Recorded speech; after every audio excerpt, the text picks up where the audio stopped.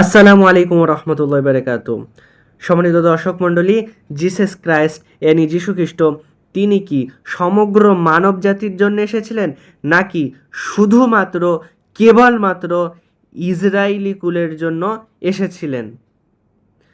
আপনারা যদি পড়েন মথি 10 নম্বর অধ্যায়ের 5 থেকে 8 নম্বর পদ, সেখানে বলা হচ্ছে, আমি পড়ছি।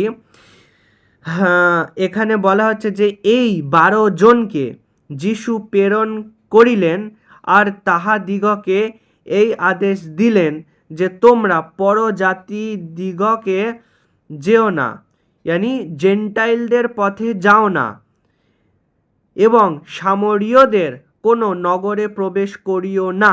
এখানে দেখতে হবে যে জেন্টাইল কারা। জেন্টাইল হচ্ছে যারা ইহুদি, তাদেরকে জেন্টাইল বলা হচ্ছে। তোমরা জেন্টাইলদের পথ অনুসরণ করিও না, জেন্টাইলদের কাছে যেও না, অর্থাৎ ইহুদিদের কাছে তোমরা যেও না। তারপরে কি বলা হচ্ছে যে তোমরা এবং সামরীয়দের নগরে প্রবেশ করিও না। এখানে সামরীয় কারা? সামরীয় হচ্ছে যারা ইসরায়েলীয় কিন্তু যারা ইসরায়েলীয়কে বিবাহ করে বিবাহ বন্ধনে আবদ্ধ হয়ে তারা তাদের সঙ্গে মিশে গিয়েছে।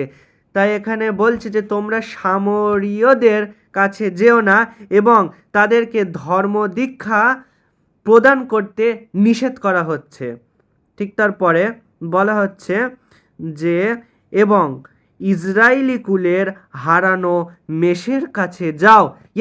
যীশু খ্রিস্ট বলছে মথি 10 নম্বর অধ্যায়ের 5 থেকে 8 নম্বর পদে যে তুমি ইসরায়েলি কুলের হারানো মেষগণের কাছে যাও।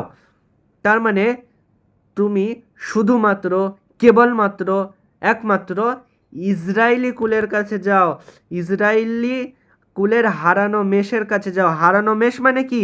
যারা এখনো ধর্ম দীক্ষা যাদের কাছে পৌঁছায়নি, প্রকৃত দিন যাদের কাছে এখনো পৌঁছায়নি, যারা এখনো গুনাহের মধ্যে নিমজ্জিত আছে, তাদের কাছে গিয়ে ইসলামের দাওয়াত দিতে বলছে, তাদের কাছে গিয়ে ধর্মের দাওয়াত দিতে বলছে। যীশু খ্রিস্ট তিনি শুধুমাত্র ইসরায়েলি কুলের জন্য এসেছিলেন, ইসরায়েলি কুলের জন্য আসেননি। এবং মথি 7 নম্বর অধ্যায় 6 নম্বর পদ, যেখানে যিশু বলছে যে ইহুদিদেরকে এখানে যিশু কুত্তা বলেছে, ইহুদিদেরকে যীশু খ্রিস্ট এখানে কুত্তা বলেছে, কুত্তার সমতুল্য। তার মানে